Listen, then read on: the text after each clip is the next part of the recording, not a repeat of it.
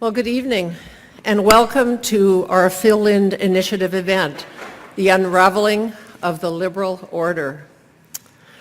You know, there doesn't seem to be the perfect moment to deliver this message.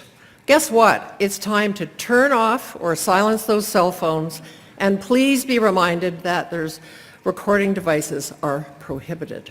So now we can get on with the evening. My name is Maura Quayle, and I'm the director of our brand new School of Public Policy and Global Affairs, as well as the Master of Public Policy and Global Affairs program here at UBC. And so I'm so delighted to see a full crowd here this evening. Before we begin, we respect the traditions of the Coast Salish First Nations, and in particular, I wish to acknowledge that we're meeting on the traditional, ancestral, and unceded lands of the Musqueam peoples who have called this area home for many thousands of years and continue to do so today. So our moderator for this evening is Robert Mugga, who is a specialist in security and development. He's responsible for co-founding the Igarapé, I hope I pronounced that correctly, Institute, which is Brazilian-based think and do tank, where he oversees research and technology development. He also oversees research at the SecDev Foundation, a Canadian data-centric risk consultancy that focuses on leveraging open data and open source intelligence. Robert has spent the last 2 decades designing and overseeing large-scale research projects in more than 50 countries. He works closely with over a dozen multilateral and bilateral agencies on security and policing, humanitarian action, development, migration, urban planning, and as a regular contributor to several leading magazines. He's written for The Atlantic, Animal Politico, El País, Foreign Affairs, TED Ideas, as well as authored and edited over a dozen books. So welcome, Robert. Now it is my pleasure to welcome our special guest for tonight, Edward Luce. As chief U.S. columnist and commentator for the Financial Times, he is one of the paper's most popular writers and one of the finest journalists of our time. As a UK native, Oxford graduate, and a former speechwriter for the Treasury Secretary Larry Summers, he's highly regarded by policymakers, leaders, political junkies for his insider-outsider insights on American politics and for his cross-border perspectives on geopolitics and economics. At the Financial Times, he has served as Washington Bureau Chief, Capital Markets Editor, correspondence to the Philippines, and South Asia Bureau Chief. He also writes about the future of work and the major challenges facing the West, including the rise of populism and the decline of the middle class. You'll want, of course, to read his new book, The Retreat of Western Liberalism, especially after his talk tonight. So for those of you without a copy, as you may have seen on your way in, the staff from the UBC bookstore are in the lobby selling copies of his book and will also be there after the talk tonight. Edward Luce is visiting UBC as part of the Phil Lind Initiative, a dialogue series hosted by the School of Public Policy and Global Affairs. The series addresses the most urgent issues of our time and invites prominent American scholars, writers, and intellectuals to UBC to share their research and insights with students, faculty, alumni, and our community. He and each speaker in the series will also lead a class of 30 students in the Lind Seminar, fondly known as GPP 591, which is being co-taught by Robert Mugga and Taylor Owen, professor with the School of Public Policy and Global Affairs and the UBC Graduate School of Journalism.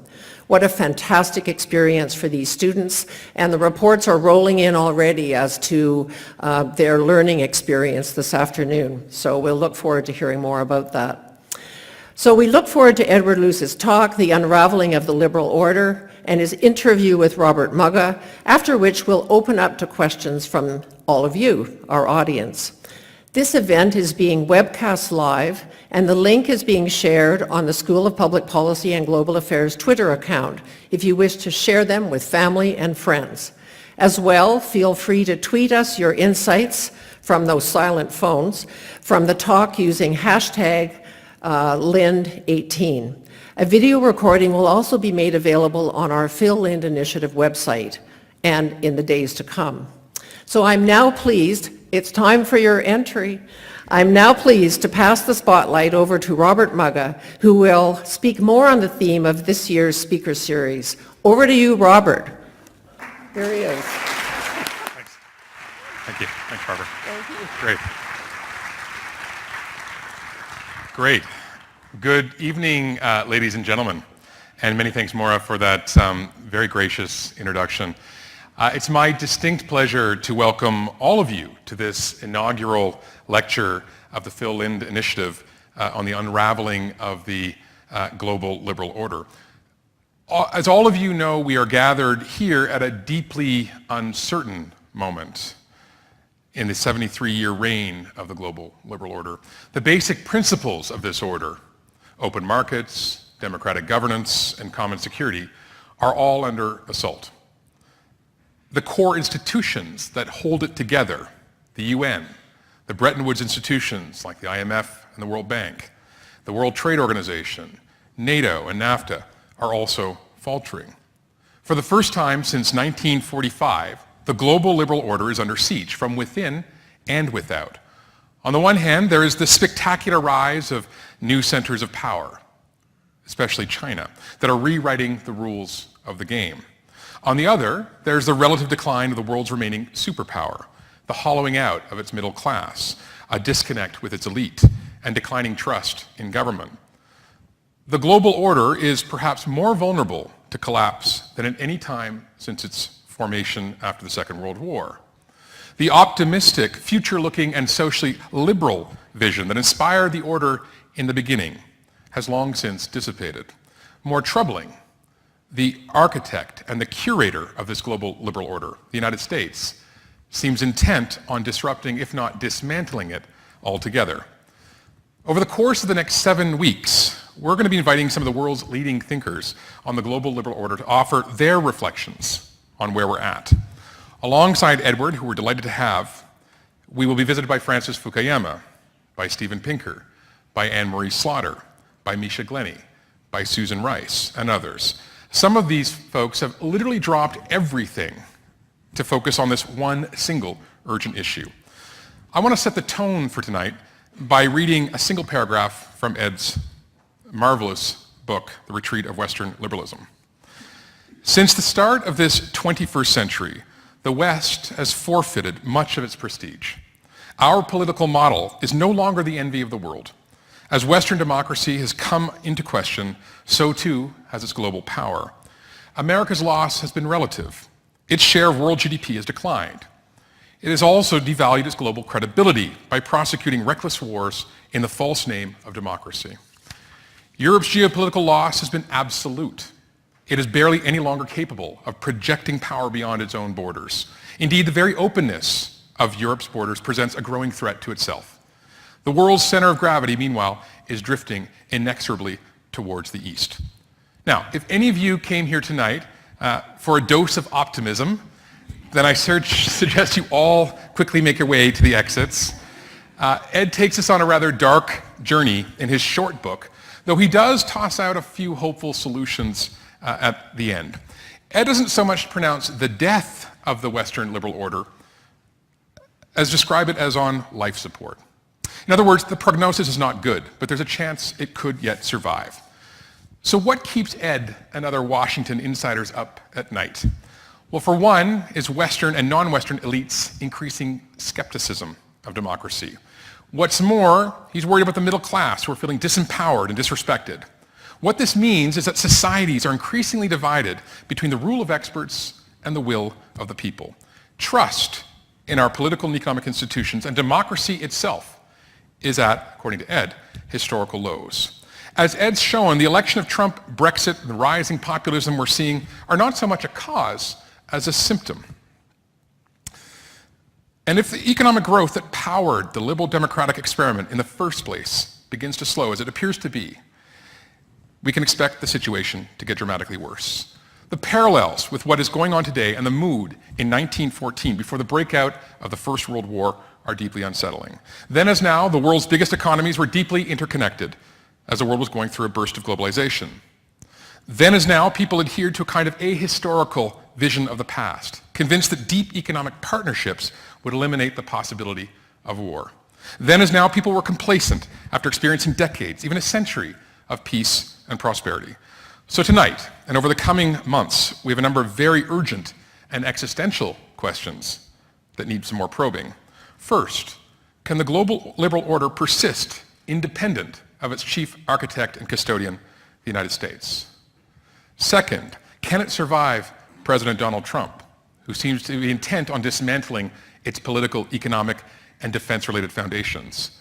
Third, will it resist the spectacular return of China and eventually India, or be fundamentally transformed in the process? Fourth, if China is neither able nor willing to take up its role, is chaos, as Ed predicts, the most likely outcome? One thing is for certain, and it's that we are living, as Ed describes it, in a period of radical uncertainty. And as we move from a unipolar to a multipolar world, the West will have to relearn the politics of persuasion and compromise over power and compulsion. It's appropriate that we are having this inaugural lecture in this series here in Vancouver. After all, this is a part of the world planted firmly ideologically in the West and looking east. Sort of. That metaphor works only so far. But before handing the floor to Ed, let me just echo Maura in saying and extending my thanks to Mr. Phil Lind and the team at the School of Public Policy and Global Affairs for making this series possible. They have the foresight to bring these thinkers to you today. And this public lecture, as was explained, is part of a longer course in political science, and many of the students are here or should be here tonight. The format of the lecture is quite clear. Ed, you've got 35 minutes to, give or take, to lay out your case. Then we'll have a short conversation. We'll open up to the panel. So please, Ed, take it away.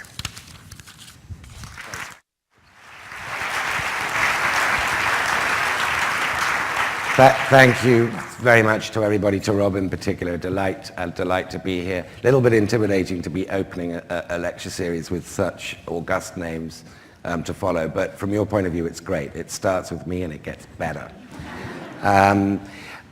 So let's start at what most people take to be the beginning, which is my own country's referendum 18 months ago, the Brexit referendum, which produced, for those of you who read Andy Borowitz, the comic sketch writer in The New Yorker, one of the most immortal headlines that I've read shortly after the referendum results came out. Brits lose long-cherished right to look down on Americans as dumber than they are. Which I love that headline. And then, of course, a few months later, on November the 8th, America leveled the playing field. And that's how we sort of think of the beginning of this populist eruption. We think it began in 2016, and that it's continued under the Trump administration and with these sort of haphazard and highly amateur Brexit talks ever since. But what I would argue, and I think what is demonstrably true, or at least I hope I will demonstrate it's true, is that this wasn't the beginning of the Western crisis. The Western crisis of liberalism is deep and structural and has been going on for many years, and that the election of Trump is really a symptom, the worst by far symptom of it to date, a cure worse than the disease, but not some sudden eruption out of nowhere. The best way of thinking about this is just to divide it into the crisis globally of democracy, the crisis within, and then what we can do about it. So let's just think about the crisis globally. When I was a student in 1989, I was 21 years old, and I begin the book with this anecdote.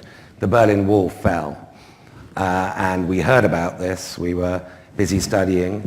A group of us got into a car, drove to Dover, took a ferry from Dover to Zeebrugge, drove from Zeebrugge at very, very high speed to Berlin on the Autobahn, and in those days there were no speed limits on the German highways, and we took advantage of that, arrived in Berlin in good time to take part in this orgy of historic vandalism, is how it felt.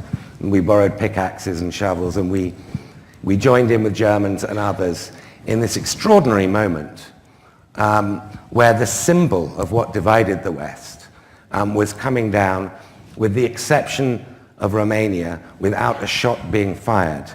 The West and the East were reuniting. And it was a moment really of peak optimism that was best expressed by the second or third or fourth speaker in your series, Francis Fukuyama, in his very brilliant essay that had come out 2 or 3 months before them in The National Interest, The End of History. And we shared that extraordinary heady sense that the world really now had understood after a vicious and genocidal 20th century, plagued by the twin scourges of fascism and communism, that those two dragons had finally been slayed, and that there was no real argument about where the arc of history was taking humanity. And during the 1990s, the arc followed that prescribed course. Democracy spread around the world. It's in every single continent, in Africa, Latin America, Asia, and even China began to liberalize, began to loosen up under Jiang Zemin in the 90s and move along the course that we would have expected it to. But since the turn of this century, since the year 2000, we've had what Fukuyama calls a democratic recession. There are now 25 fewer democracies today than there were at the beginning of this millennium, some of which are very serious, big countries. Now, no matter what you think of Boris Yeltsin's Russia, a very oligarchic, a very corrupt place in the late 1990s, it was heading broadly on the right trajectory, in the right trajectory. That is, of course, under Putin, no longer the case. No matter what you thought of the democratic mess in Turkey, Erdogan's Turkey is much less liberal. It's arguably not even democratic.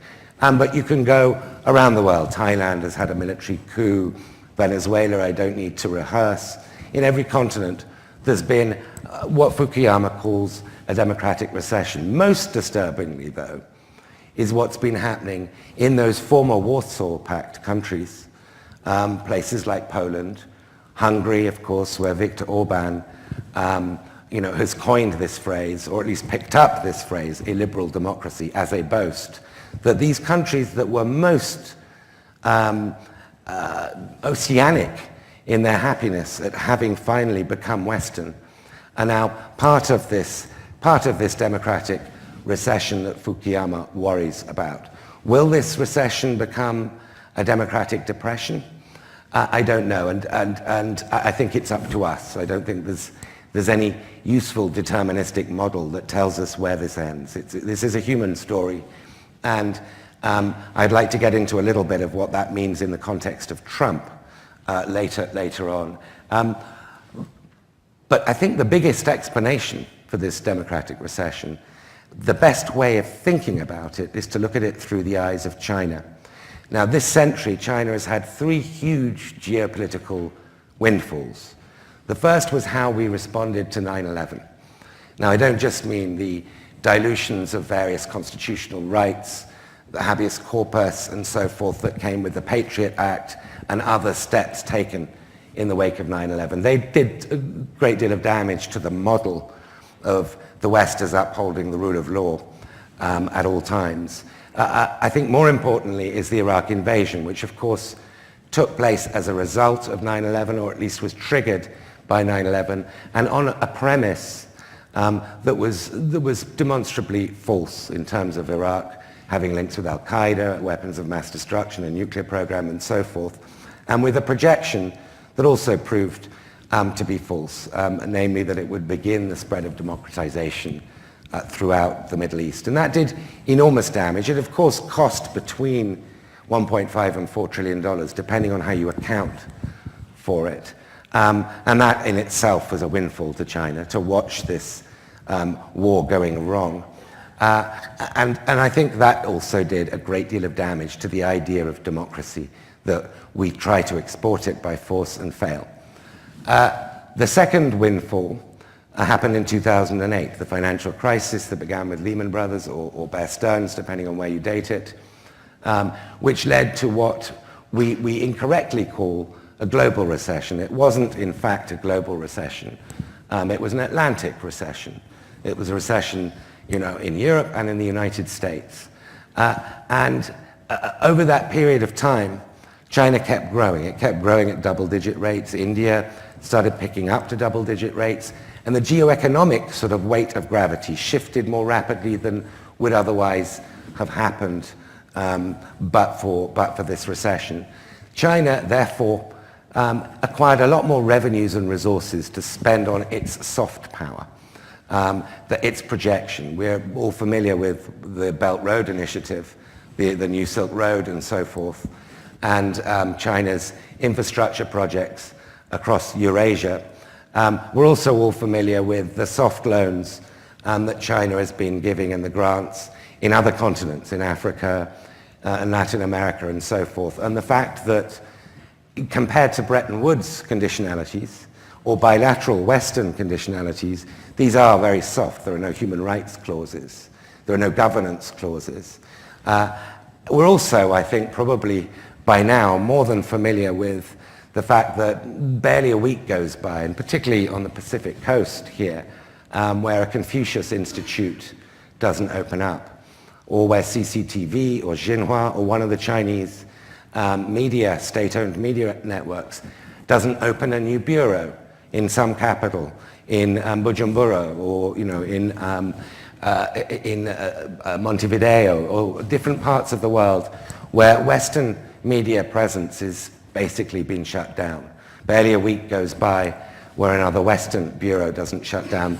This soft power is something that shouldn't be sort of underestimated, particularly if you look at the relative growth rates in the West versus China and other big developing economies.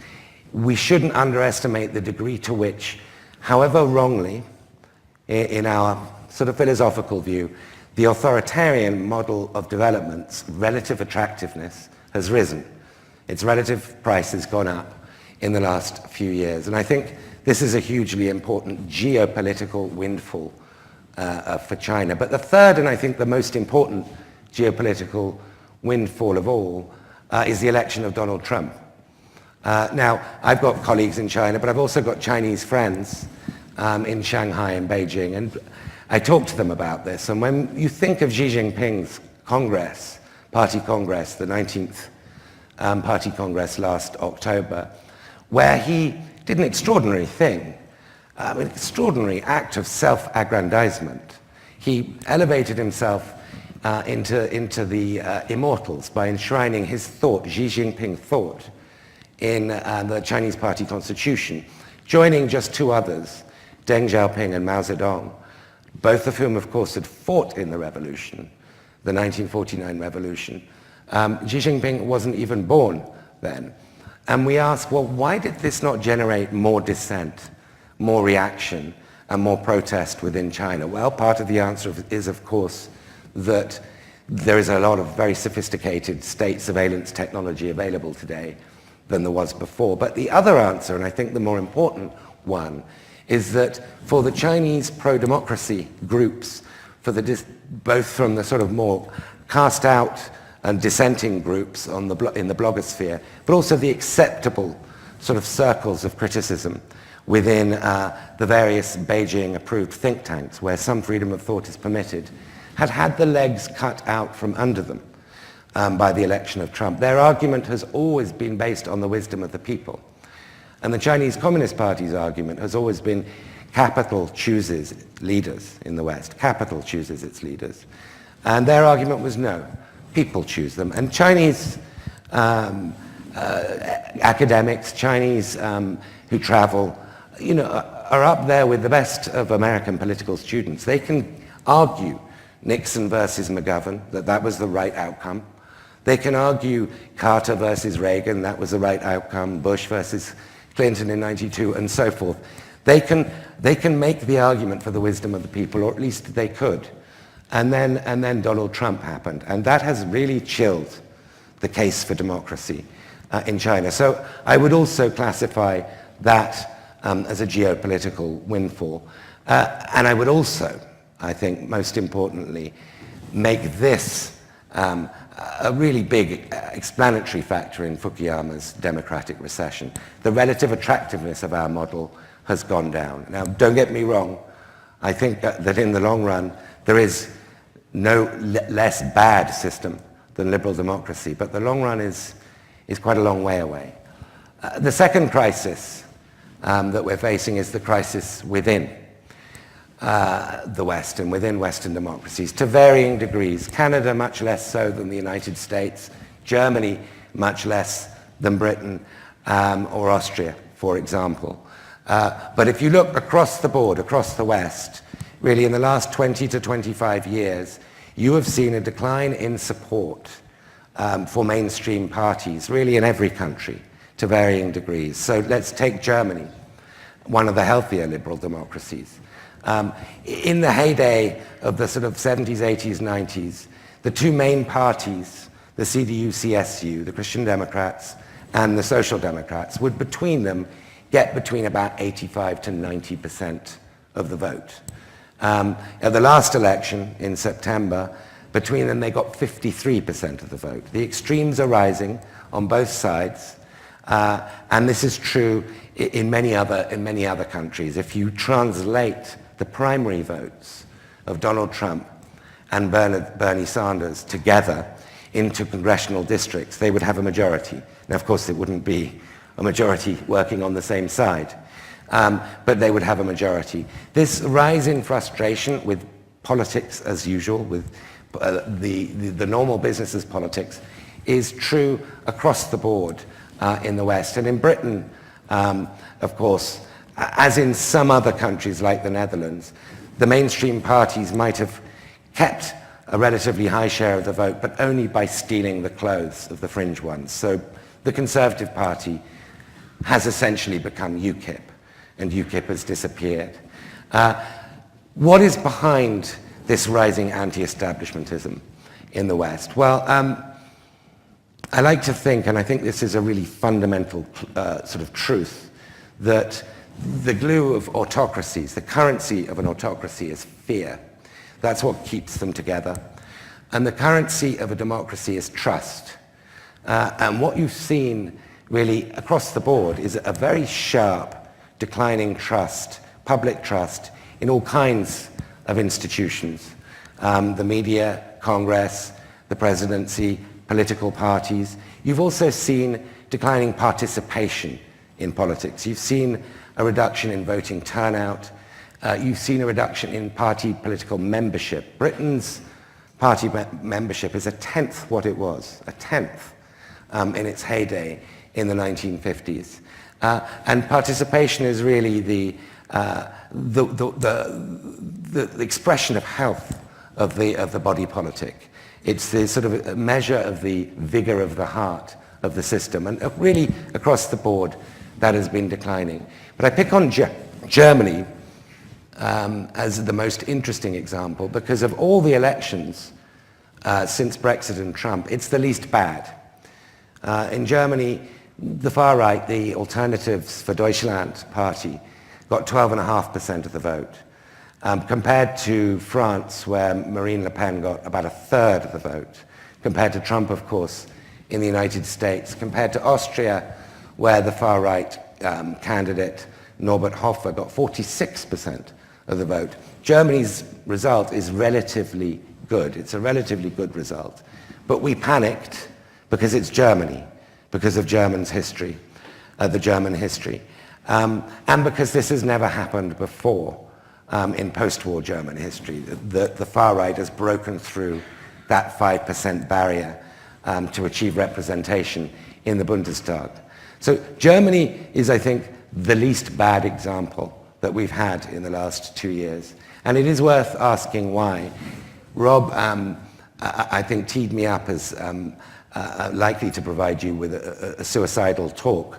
But there are less good examples and less bad examples across the West. We have a variegated picture here.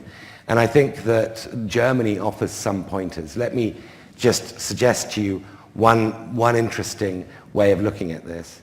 Angela Merkel allowed in 1 million refugees from Syria, 1 million. And she still won. She won with a less strong mandate last September, but her party was still the largest party for the 4th consecutive victory she had. Now, nobody gets 2, even 3 consecutive victories in Western democracies. If you get 4, there is perhaps something that we can learn from that. And if you translate 1 million refugees into an American number, proportionately, that would be 5 million Syrian refugees that America would have taken in. In actual fact, has taken in 20,000. So measure Merkel's performance relative to that. And I think the fact that Germany is paranoid for good historic reasons, the fact that it is never boastful about having succeeded, it does not believe it's on the sort of cutting edge of the arc of history and that everybody should learn from Germany and that it has found the elixir to political economy. I think that is part of the secret to the German relative success in this context. The third sort of element of this is what we're going to do about it. Now, 5 years ago, I wrote a book that was the product of a little bit more labor. It was slightly less hurried than the context that led to this book, and it was called Time to Start Thinking, America and the Spectre of Decline. And you'd have approved, Rob, but a reviewer in the New York Times said this ought to be renamed Time to Start Drinking. And I reposted, look, if it was a book about Britain and Britain's continued relative decline, then I could call it Time to Start Sniffing Glue. But that didn't appear to mollify you. If you talk about America's relative decline with a British accent, you are guilty until proven innocent. I do happen to be very pro-American. But at any rate, this book came out in mid-2012 when Obama looked like he was going to be re-elected, where America had recovered faster than other Western economies from the 2008 recession, admittedly way more insipid recovery than its historic past, but better relative to other countries' present recovery, and where there was a reasonable expectation that if Obama was re-elected, then the Republican fever would break, as he later came to describe it, and that all these Tea Party movements that were seeking to make Obama a one-term president would lose their rationale because he would now be in his second term. And the kinds of things that reasonable people could, in a bipartisan way, agree on, such as comprehensive immigration reform, such as passing a budget, such as spending more on infrastructure, would happen in Obama's second term. And the reason I stuck to my, I guess, relatively pessimistic guns and felt that this was unlikely to happen is because of the missing middle, of the cratering middle. That in 2012, the median income was lower than it had been in 2007. It's still today lower than it was in the year 2000. That America's income mobility, which is really the essence of the American creed, the equality of opportunity, is now the lowest of the OECD, along with Britain.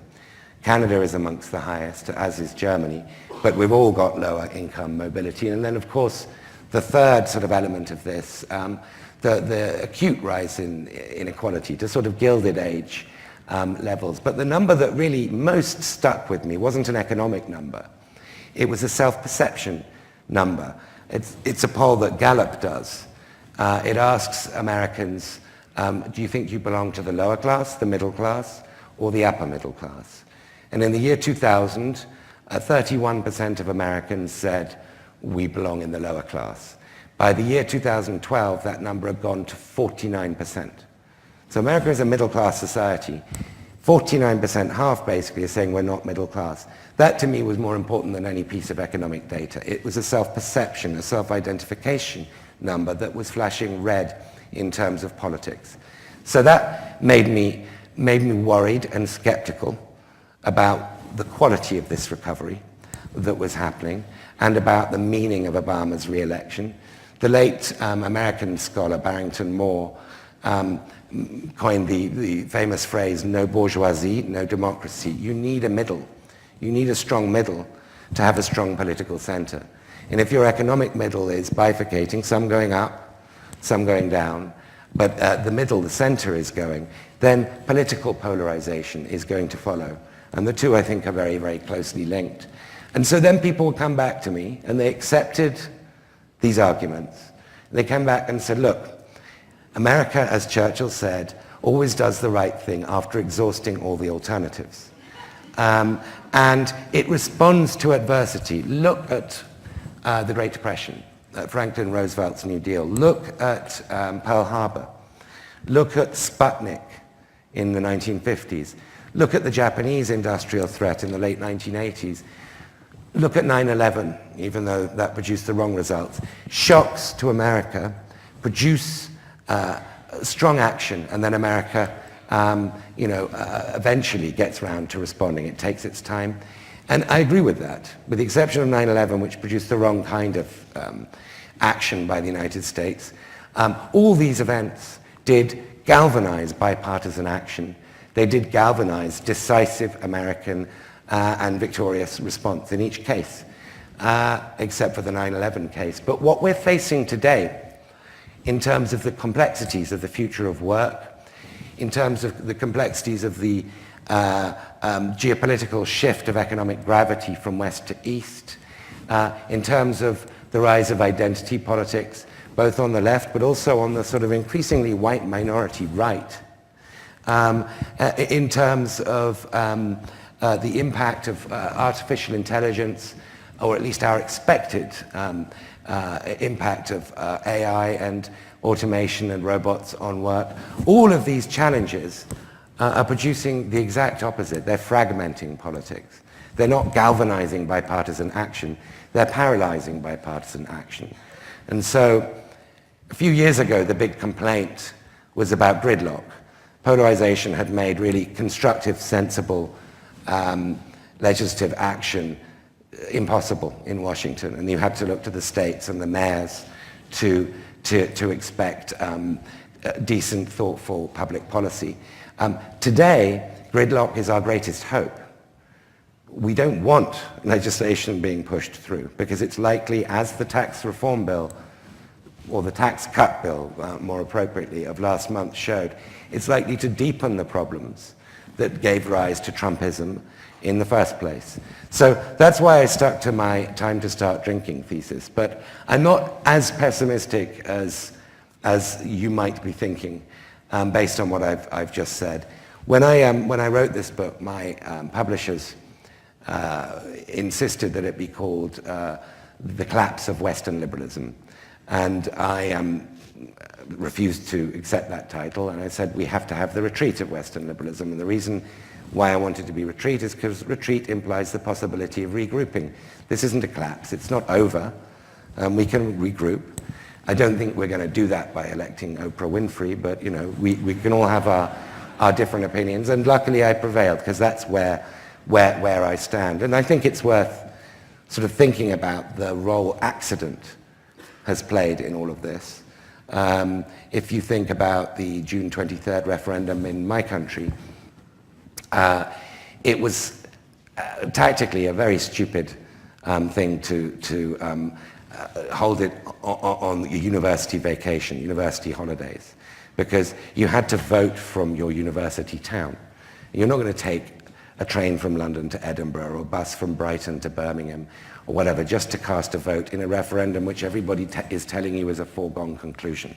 If they had held that election, if there'd been a slightly less insouciant, tactically careless Prime Minister than David Cameron, if they'd held that election during term time, I think it might have gone the other way. If Hillary Clinton, had not been facing Jill Stein, who got more votes than the 77,000 margin that gave Trump victory in the Midwest, then she might have won the presidency. There's a lot of accident involved here. And I think it's quite possible, depending on our actions, that 10 years from now I or somebody else could be writing a book called The Return of Western Liberalism.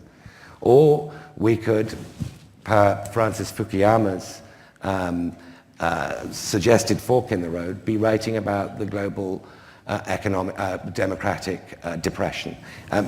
Both scenarios are quite possible. But I want to leave you with, I want to conclude this with an anecdote from the Nixon era, because I think it's very relevant to where we are today with Donald Trump. We talk about America and any democracy as being a nation of laws and of rules, but really we are political cultures of norms. It's actual human beings who have to uphold these rules.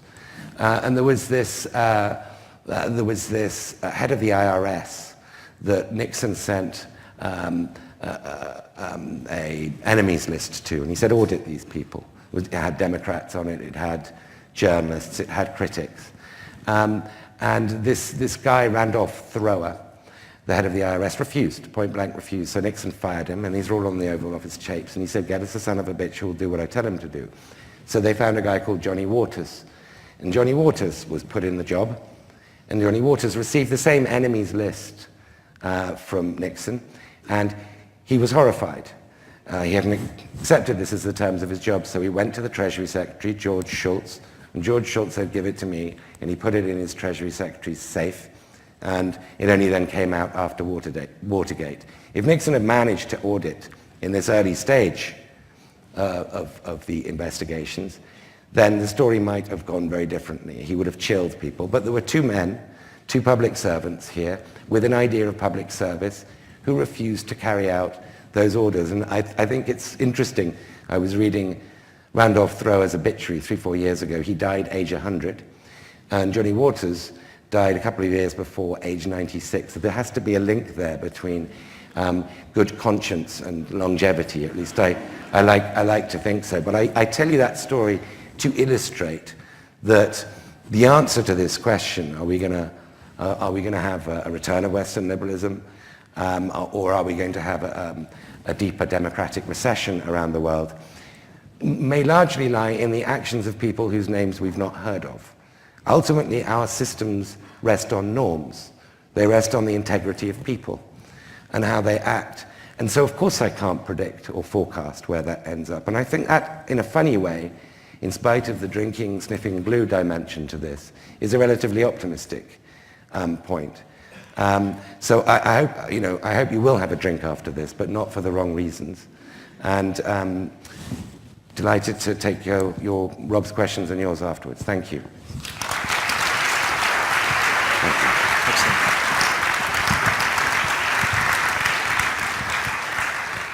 Ed, thank you. No easy task to sum up the entirety of the liberal order in 35 minutes or less, but you've done a marvelous job. You said something earlier that I thought was interesting, which was that in some ways, had Hillary won the election, and she was 77,000 votes away, the situation could in fact turn out to have been worse in some respects, and that perhaps even Trump could elicit or trigger or initiate some kind of revival of democracy and the democratic spirit. Can you reflect a little bit on that in terms of what could have happened with a Hillary victory, and why is Trump potentially not as bad as we might have expected? That's a very good question. I mean, I've just read, like many of you might be, the Michael Wolff book, Fire and Fury. And he reminds us in that book that Trump and those around him were expecting him to lose. Most people were expecting him to lose. And he was setting up the narrative, and had been all through the general election, of this being a rigged, stolen election. That was going to be the response. There were very advanced negotiations with Roger Ailes, who was still then alive, people like Hannity, Bannon, of course, in the middle of it, to create a new non-Murdoch, really quite far-right news network in which Trump would be the star, and it would be the narrative of you've stolen this election. I have no doubt if Hillary had won, we'd be in a sort of Weimar Republic kind of situation now, which in a way would be a lot worse than watching this pantomime, this very dangerous pantomime, we should remember, but watching Trump sort of discredit, himself on a daily basis. I don't think Hillary would have passed a thing. I think the Republicans, control Capitol Hill, and they would have blocked everything. Now, you could argue that that would be better than passing the tax cut that Trump did help push through last month. But the threat of what would have come after Hillary, after a failed Hillary presidency, and I use the Weimar Republic analogy advisedly, the threat might be a lot worse than Trump. The great saving grace of Trump is his incompetence. That's the real silver lining to all of this. And that's very reassuring in everything other than foreign policy. When he starts brinksmanship with North Korea, that's no longer reassuring. But in terms of the domestic agenda, I think Trump could discredit himself. I like to think of a very faraway analogy of Ahmadinejad in Iran, of a clown, a charlatan, a showman, strongman, really just exhausting people with his antiques. And then you elect Rouhani twice. So there is a possible sort of upside to Trump having won. Right. There was a statistic that came out of your book, just not related to Trump specifically, but that I found more unsettling in a way than the one about the class, and about 49% of Americans feeling they fall in the lower class bracket. And it was statistics around the number of Americans and Europeans who have faith in democracy. And you talk a lot about the sort of rise of, in a way, penchant for authoritarianism. And I have statistics here that you list in your book of today, 1 in 6 of all Americans and Europeans think it would be good or very good for the army to rule, compared to 1 in 16 in the 1990s. Similar kinds of ratios for people who have faith in a strong leader who would not have to consult parliaments or hold elections. Over 15% believe that the army and strong leaders are a good thing, compared to 5% in 1995. And the sharpest increases appear to be in those parts of the world where, in a way, democracies are the most mature. I'm talking here about the United Kingdom or Sweden or elsewhere. What accounts for this shift, this turn towards support for authoritarianism? Because it's not just amongst the elderly or even the middle-aged. It's especially acute, you point out, among the young people, that the intensity of support for authoritarianism and autocracy seems to rise the younger you go, and even amongst the wealthy youngsters. So explain a little bit of what's happening there in your view. So I think there's a couple of things that happen. I mean, one is the millennial thing is very distinct. People who've sort of grown up since 1991, people who've not lived in the shadow of the Cold War, let alone like the greatest generation lived during the threat of fascism, might value democracy less. They don't see a challenge to it. Amnesia, kind of. Yes. It's just they're more naturally ahistorical because they're born in a different time where we take stuff for granted. So I think there's that generational aspect, but I think the more important element of this... I should add that my class resents that. Right, yeah. It made it clear that they were your supportive class was very unrepresentative. It's 1 in 6 support right. army That's rule. right. Yeah. So the 5 in 6 were all in your class. The more important aspect of this is inequality. Now, I think there is a God that has failed in our societies, particularly in America, but also in Britain and parts of Western Europe, and that God is the God of meritocracy. There is this development, emergence of a hereditary meritocracy. I mean, you see it in all kinds of ways. Legacy places at the Ivy League universities. The proportion of the bottom 60% who go to Ivy League, the number is less than the top 1%. It's an extraordinary number, And the social capital that you get if you're born into the meritocratic elites. So the Richard Reeves Yes, argument. The Richard Reeves argument, the dream hoarders, dream hoarding, opportunity hoarding. But it's very different from the sort of aristocratic, hereditary aristocracy that you saw in old Europe, because this is hard-working, it's self-believing, it's very, very self-deserving. It believes it's all merited, it's all earned. When if you look at it statistically, this is very much hoarded. This is dream hoarding. And I think that the elites are becoming more and more contemptuous of popular voices, more and more demophobic, fearing of the mob. There's a phrase I use in my book, oikophobia. I didn't coin the phrase. It's the opposite of xenophobia. It's fearing people near you. I mentioned to your students earlier that I was in Aspen last summer talking about these kinds of themes. And I've been doing a lot of traveling around Middle America. And Americans were coming up to me and saying, so what's it like? What are these people like? And I had to pinch myself. It was as if I was Margaret Mead coming back from Papua New Guinea. These are Americans we're talking about. They're down the road, 1 mile down the mountain. You can go and talk to them if you want to. So I think there's a fear of the mob that is inextricably linked to hereditary meritocracy and the acute rise in inequality. Democracy is very, very rarely ended by mobs. It's ended by elites. Mm-hmm. Yeah, you make that point repeatedly in your book, that it's the elites that you're most concerned about right now, and their apathy. The part of the concerns you also raise in the book, and you alluded to in your talk, is this crisis of the liberal left and sort of the rise of identity politics. And you pick up on Mark Lilla's theme about the move toward identity politics that has weakened in a way the democratic platform in the United States in particular. But it's also the third way did damage to this as well by resorting to certain identity-based politics. And the left's emphasis on globalization, multiculturalism, minority politics has in a way alienated this working class that you describe as being facing so many acute pressures. How does the left recover from this?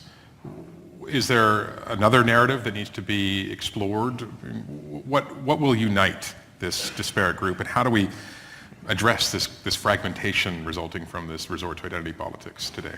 It's a good question. In a way, it's the question. Is Trump an aberration, right, or not? And the answer is going to be, to a large extent, settled by how the left responds to this.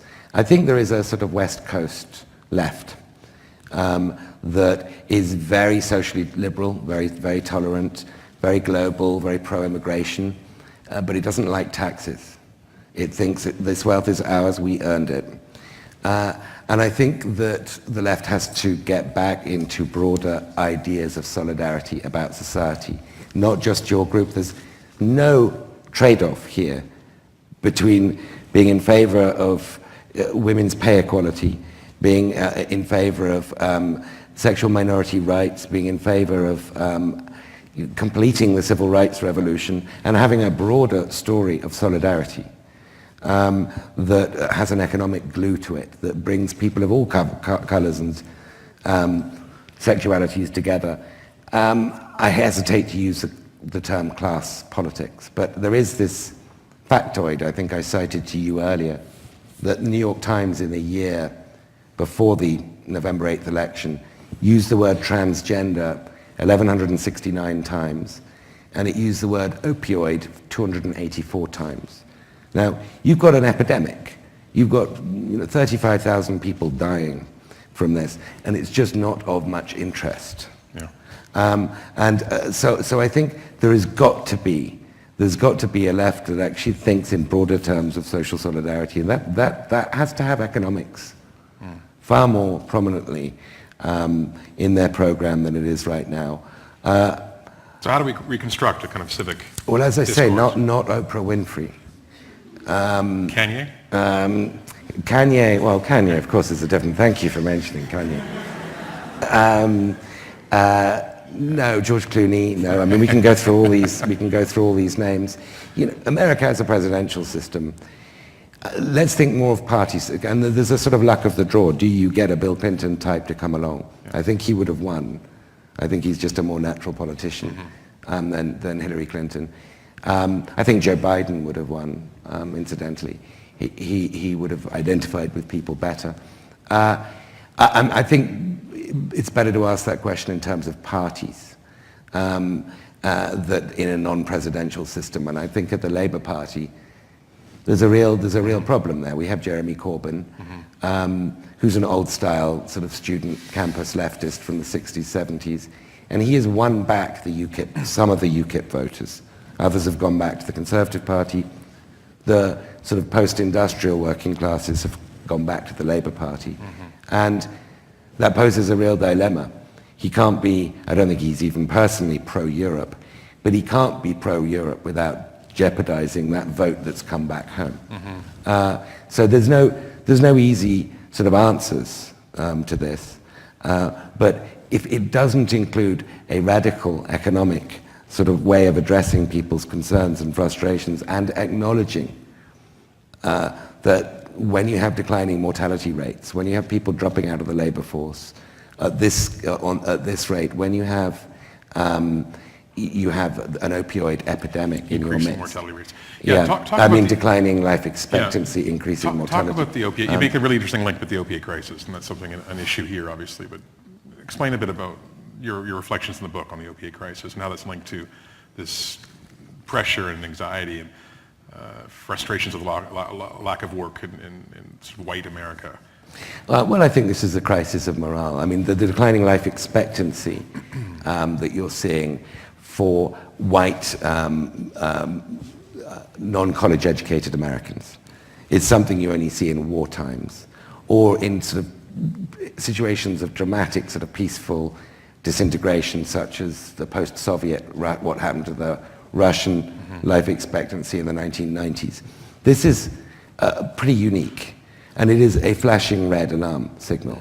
And if we can talk about demographic destiny, that America will be a majority-minority nation by 2040, but the largest minority will still be these people, and they're angry. So even on sort of utilitarian grounds, we should be addressing this crisis. Trump, of course, pretends he's going to, and he's not going to do a damn thing about it. But the left, used to represent the working classes across the board. It's kind of now calling them deplorable. And look, I think we talked about this earlier. Old-fashioned politician is you ask for people's vote. Ask nicely and they might vote for you. If you tell them they're deplorable, they're certainly not going to vote for you. Now, even if many of them are deplorable and hold deplorable views, you just need to take a minority of them and you're going to win. Hillary Clinton got a far lower share of the white vote than Barack Obama. It can't all be about racism. Or misogyny. Politics that is more than a game of simple demographic addition, that we've got this group and that group and that group. Just an anecdote, I went to this town called Hazleton in Pennsylvania, which of course Hillary Clinton lost. 50% Hispanic. And it was, I think, 7% Hispanic in the year 2000. Gone from tiny to almost a majority in 15, 16 years. Almost all Dominican. And they resented when I went, spent 3-4 days there, and I asked them, what do you feel? Do you feel identity as immigrants with the Mexican communities and so forth? And they said, A, we're not immigrants. We came from Paterson, New Jersey, and the Bronx. We're Americans. B, these people came illegally. C, we're from Dominican Republic. We don't give a damn. There was no Hillary presence on the ground whatsoever. There were a lot of data people in Brooklyn talking about the Hispanic vote, which is like talking about the European vote. So this sort of demographic complacency on the left doesn't work. You've got to be back there on the ground. And you've got to find ways, like some of the more innovative trade unions, the SEIU being a good one. You've got to find ways of organizing people around new work in these sort of very atomized technological, the Uber kind of jobs, or the Amazon fulfillment center kind of jobs that we're seeing in places like that. You've got to find ways of organizing people. And that, by definition, will unite different colors and genders. I'm going to ask one final question that I want to open up to the audience, but it's, I don't know, a careen up to the geopolitical dimension. And it's if I could sum up your book in your writing, I would paraphrase a memorable line by James Carville. It's all China, stupid. China seems to be, in a way, the key to much of your conversation. And you describe China's return, and that's important, as a kind of return to normality after a 200, 300, 400-year hiatus. You don't think, though, that China can take up the mantle of this global liberal order, even though China's benefited from its It's that's a door. Yeah, I think that means no. But what will be, first of all, why won't China assume some aspects of responsibility around this global liberal order, especially as we see the One Belt, One Road grow and we see the importance of growth to China's domestic stability being central to its thinking? And second of all, what does chaos look like if China doesn't assume this role? So I don't think China is capable of filling America's shoes because the United States is a universal model. You know, anybody theoretically can be American. It's built on immigrants to a large part. There's slaves too, but it's built mostly on immigration. And theoretically, anybody can be American. It's a universal model. It's attractive. It's also got allies all over the world. It's got dozens and dozens of treaty allies in every continent, not just across the Atlantic. China isn't a universal model. China is China. It is actually, interestingly, experiencing more and more immigration. There are more and more people, foreigners, getting work visas, but that's a separate question. They're not becoming Chinese. And China is not inviting them to. China has one treaty alliance in the entire world with Mongolia. It's not an ally of North Korea. America's power has been based on, to some degree, its hard power, but to a very large degree, its soft power, its attractiveness as a hegemon. This is not, by the standards, any standards in history, a typical hegemon. It is different. And you know, this is the great tragedy of Trump, is that the alliances multiply America's power. And it's alliances that Trump is most contemptuous of. So I don't think China is going to replace America, even if it wanted to. And I would argue that it doesn't, I don't think it wants to. I think it wants parity and eventually primacy in its backyard, which is a pretty large backyard. It's got more than half the world's population. But I think it wants to counter American supremacy in the Asia Pacific. And it's 2/3 of the way there. The Belt Road Initiative is part of that, but it's also part of the fact that its investment rate cannot get any higher. Mm-hmm. There's all these surpluses that simply get zero return. You cannot build more roads in China or more high-speed rail or new cities. There's no return to this. And so it's getting a resource extraction and an export sort of network invested in the broader region because it's able to do so financially. Whether that means people will come under the sway of China's model, and that China will find itself by default increasingly becoming a leader, is an extremely important question. I don't know the answer to that. I think part of the answer lies in how we respond to this. Whether we believe that transatlantic ties matter, whether TTIP and other trade deals are going to take place after Trump, whether NAFTA remains NAFTA. My former colleague, Chrystia Freeland, I see, believes is getting fairly pessimistic about NAFTA's life expectancy. Mm-hmm.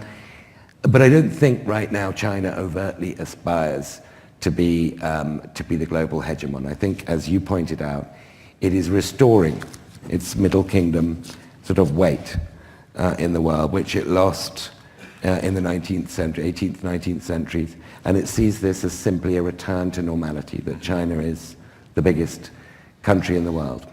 The new or old normal.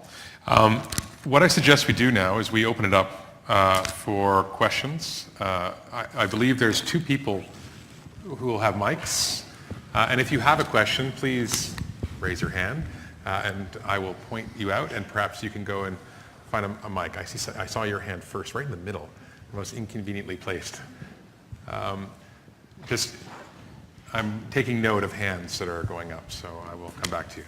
We'll take one question. Try to please be sort of specific on your question, and then we'll give Ed a couple of minutes to respond to each one. So I really appreciated the comment about no bourgeoisie, no democracy. So that hints at a solution to, let's strengthen a middle class. Let's get a higher percentage of people who both self-identify as well as truly are in the middle class. What would it take to do that? What kind of political leadership would do that? And that type of leadership, should it be forthright in order to get elected, or does it have to couch language so as to sort of sneak up on change? That's a really good question, because the moment you say, does it couch language, is it strategic and tactical, I think of Franklin Roosevelt. And again, we were talking about him earlier. I keep saying we were talking about something earlier. I had a really interesting, very educational interaction with some of Rob's students earlier, exceptionally impressive students. And Franklin Roosevelt came up. He's the last person you would have expected in 1932, this patrician, Anglo-Dutch, New York, fifth generation family, to be the radical that he was, to conduct the bold, persistent experimentation, as he called it, that he did.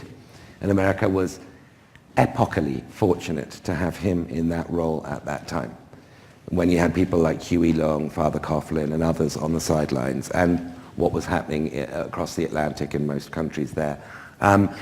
You can't sort of legislate for a Franklin Roosevelt to come along. The system throws up sort of extraordinary figures. Some of them declare themselves, some of them emerge, have greatness thrust upon them, and are able... It's very hard to sort of sociologically analyze a picture and say, a great leader is coming. So all I can really say is I hope one does.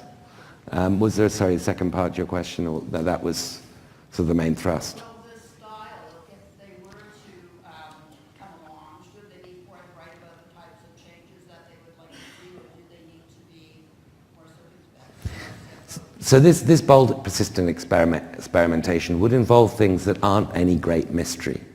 It's a phrase I use in my book, and others use too, a Marshall Plan for the middle classes. It's how I like to think of it. Really heavy public and private investment in all stages of learning to equip people for the future of work, from early learning onwards. So Canada is much better on some of these issues. America doesn't have any real early learning, except for those who can afford it. And the disparity between those who can afford it and those who can't is getting worse. These kinds of things are not, they're not sort of rocket science. The ideas are there. The problem is the political system is nowhere near the position of debating these things, let alone delivering them. And so it's the politics, stupid. That's the problem. Over here.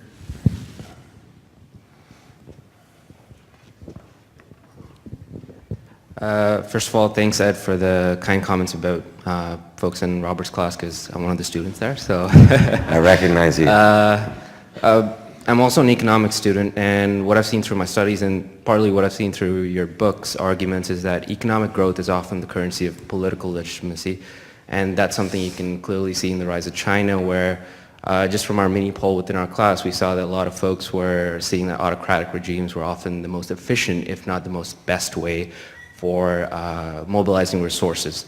So what I'd be interested in getting your view in is, given the economic winds that are shaping the Western liberal middle class, particularly within automation technology, how strong do you think are the values underpinning the Western liberal democratic model will be strong enough to hold up against these economic winds, these economic gales that will, I think, shape whether this will be a retreat that's permanent or whether this is only temporary. So I'd be interested in getting your views on that. 2002 to 2007 was the first business cycle ever where the middle class, the median income, was lower at the end of it than at the beginning. So this story is deep-rooted. It goes back to before the 2008 recession, actually way back to the late 70s. We had a big blip, a positive 1990s, because of the technological shock of the internet. But basically, there's been stagnation for more than a generation now. Today, the American median household income is lower than it was in 2000. In spite of, we're now, in the 7th, 8th year of recovery from the 2008 recession. We're still lower than... If we have another 18 years like that, then I'm pretty pessimistic.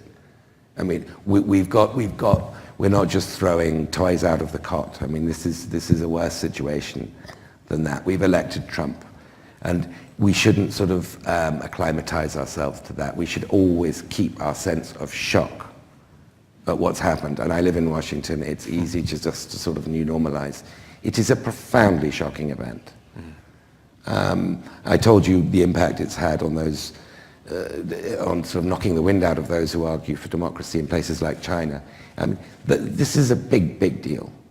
This is our model. This is the kind of person we produce. It's profoundly shocking. And another 18 years of this, what I fear is a more efficient version of Trump.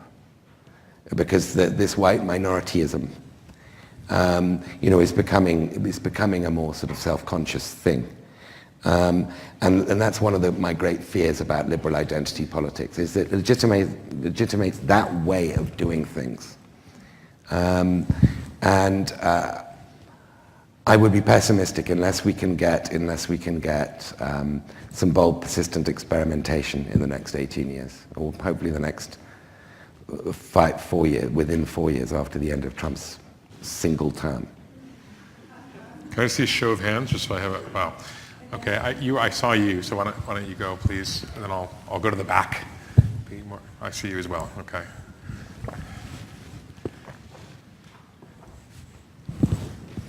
Thank you for a very compelling analysis. You talked about actors, whether individuals or in their positions as leaders, and states. And I was wondering, what would you say about factors and the impact of factors, and especially I'm thinking about corruption?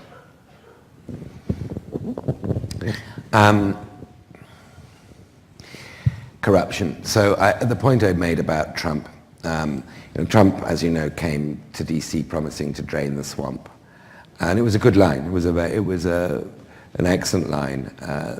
The way that legislation is written in DC is essentially, it's written in the lobby shops and then it's delivered to Capitol Hill.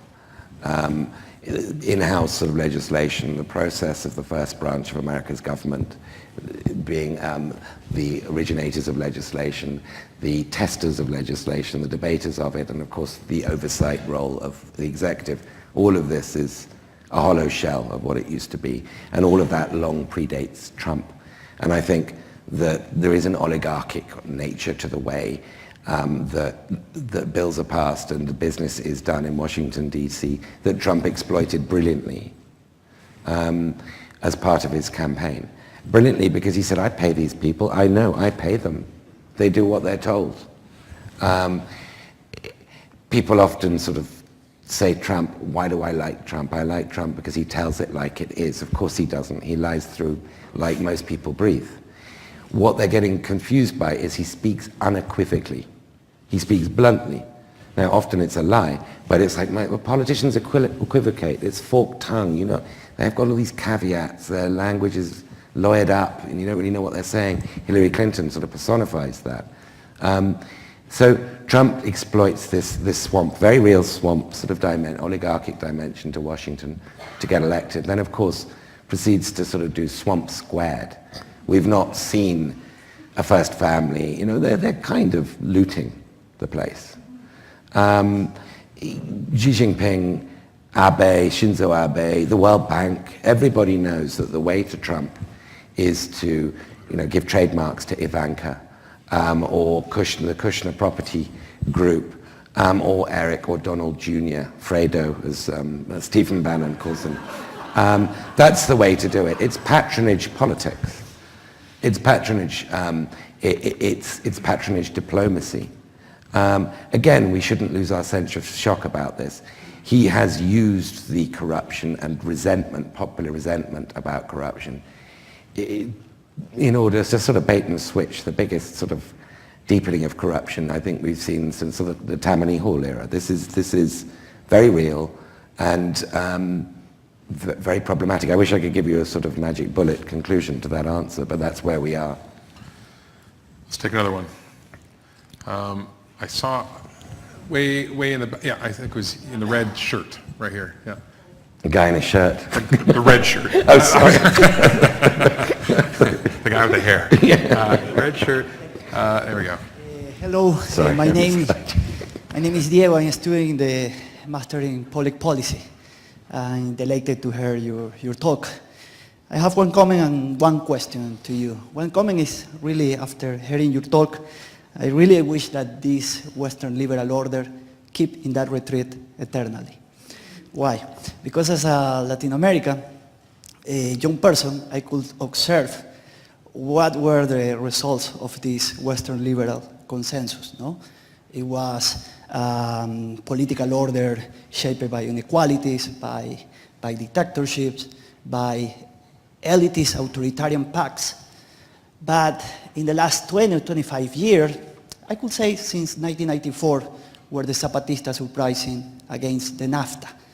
In the last 20 or 25 years, we could observe how our peoples, in moving alternative political process, alternative development agendas, we start to achieve at different levels of well-being in the economic realm, in the democratic realm, and so on. So in this context, I would like to ask you if you could make some self-criticize as a liberal thinker who belongs to the Washington establishment in conceptual area of the liberal theoretical framework, like in terms of representative democracy as the solution, as a universal solution for all our political problems, as the market-oriented economy, as the only way, no alternative to another way to organize the economy.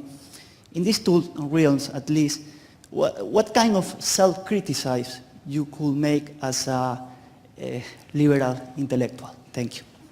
Good question. So I would myself argue more for the Nordic, Scandinavian, German model of capitalism. I don't believe that, what some people call the neoliberalism, that the more the Anglo-Saxon economies have championed, is really the model that they themselves used to develop.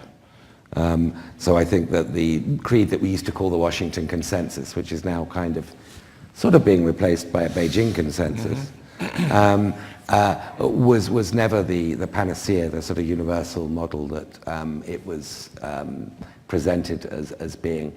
Self-criticism, I think you are referring to a lot of the sort of coups that happened in Latin America that were sponsored by the United States, or in some cases even carried out by the CIA in Honduras, Guatemala, Pinochet's Chile, and so forth during the Cold War. And so you say since '94 there's been less of this. I think that's because the Cold War ended. And the Cuban sort of sponsored side of Latin America became less toxic in the United States. I would offer self-criticism of that, but although you call me a Washington insider, I'm not from Washington, so I, at this point, will conveniently join your criticism of American foreign policy and say it's nothing to do with me, Gov. We can probably take one or two more questions. Gentleman right there, yes. Yes. Please. We'll try to take as many as quickly, so if you can keep it All right. quick. I'll be as quick as I can. I first came intellectually in contact with you with a book you wrote 10 years ago about India. For everyone in the audience who hasn't read your book about India, I invite you to read it, invite them to read it. But I don't want to talk about that. I want to ask you a really tough question about immigration. Can we reconstruct the liberal idea without grappling with limits to immigration? And you know this file as well as I do. And we're talking in a country where multiculturalism is a creed, where we do have very large immigration, and overall it works. But if you're looking at one of the very prominent themes of Trump's version of populism, or UKIP's version of it, or Marine Le Pen's version of it, or AFD's version of it, mistrust of immigration is very prominent. Can Schengen survive? Can a liberalism which is as sympathetic to immigration as is now the case do the trick? It's an exceptionally good question, and it's on the money. Look, I think that the fact that we've had an increase in immigration in the last generation or so, not just in the States, but in Britain, and these are the countries that are worst exhibiting populism in the last few years. The fact that we've had such a surge of immigration coinciding with a very pronounced cutback in the state's role of providing social insurance to people is a very unfortunate coincidence. That it makes it a lot easier for the likes of people like Trump and Nigel Farage and Boris Johnson to scapegoat newcomers and outsiders for the reduction in rainy day help that previous generations were accustomed to. There is a weakening of the social contract going on, and there's a scapegoat there that, you know, political charlatans are exploiting. Data shows, a lot of academic studies show, people like Robert Putnam have reluctantly concluded that in communities which show very rapid, like Hazleton, Pennsylvania that I was talking about earlier, where everybody over 50 was white and they all did vote for Trump, that where you have a rapid change in the makeup, the ethnic makeup from immigration, that social trust goes down very quickly and the community feelings go down. But where you have a more controlled flow of immigration, it's fine. So it depends on the speed and the scale of it. I don't think you can have Angela Merkel taking 1 million Syrian refugees every 2 years. I don't think we can fix the Middle East by importing its people. I do, however, along with most sort of Western liberals, believe very strongly in diversity and multiculturalism. And we just have to say that we've got to have trade-offs here. That you cannot have a politics that will sanely address the middle class problem if we have unlimited immigration. We have to have some kind of sensible, pragmatic trade-off. I'm wary of time, but we did start a few minutes late, so I'm going to, can I be indulged one more question? Let me just, I'm trying to look in the back here. You in the very far back, very far, waving your arms. You were so vigorous in your, yes, you, yes, please. The floor is yours. Hi, thank you so much for the talk. I just wanted to raise a quick point which I think wasn't really mentioned in your talk. Do you think there is a direct correlation between what you call retreat in liberalism and the rise in militarization of the world? And I'm not just talking about any specific region, because it's a pattern that we see all around the world in Eastern Europe, Middle East, South China Sea. So do you think those two, there is some correlation there? And then to perhaps keep a positive twist on everything, do you think that the recent women's movement, the rise in political activism of women, which started, I could say, last year with Women's March and perhaps more women running for public office or registering to be trained to run for public office and just generally coming to the forefront of political discourse. Do you think that's perhaps a key to, the survival of liberalism? Thank you. Good question.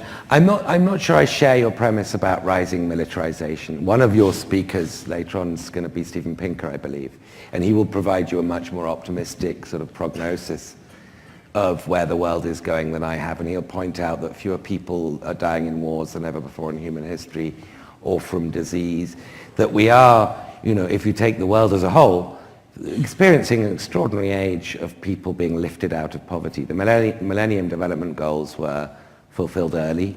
200,000 or 300,000 people a day get access to clean drinking water that never had it before, and electrification that never had electricity before. So there is, in the sort of bigger picture, an extraordinary age of plenty going on. My concern is what's happening to the middle of the West, of the wealthiest parts of the world, at a time when humanity as a whole is actually improving. Militarization, I think the risk of military conflict is higher when you have a weakening hegemon and a rising one. That's when history tells you the risks. Now, the last handover was from Britain to the United States, but there was a big interregnum when an exhausted Britain basically gave up global control after the First World War, but an isolationist post-Woodrow Wilson America refused to take up the baton. That interregnum was the most lethal period in human history. Interregnums where nobody is in charge are very, very dangerous. So I do fear chaos more than China. And you mentioned the Thucydides trap as well. The Thucydides trap is the great fear of the rising hegemon of being superseded. Absolutely, the Sparta-Athens example. That's where militarization that's where conflict can return. Women, an unmixed blessing, the Me Too movement. Unless you're Al Franken, I think his timing was a bit unfortunate. If that picture and those sort of stories had come out a year before, Al Franken would probably still be in his job. But the Harvey Weinstein revelations that began late last summer are, I believe, partly a rechanneled reaction to Trump, the fact that this man could be president, that after Access Hollywood. And I think he is the unfinished business of the Me Too movement, and I think women's growing participation in politics is a huge threat to him. So it's an unmixed blessing. Ed, I want to thank you for what a tour de force. You took us around the world and back again. I want to thank you for coming all the way out to spend some time with us here on the West Coast. I want to thank all of you for sticking it out and taking part so energetically in the conversation. I look forward to seeing all of you back again in a couple of weeks' time when we have our next guest speaker. So with that, please join me in thanking Ed. Thank you very much. Thank you. That was great fun. Thanks a lot. Very much.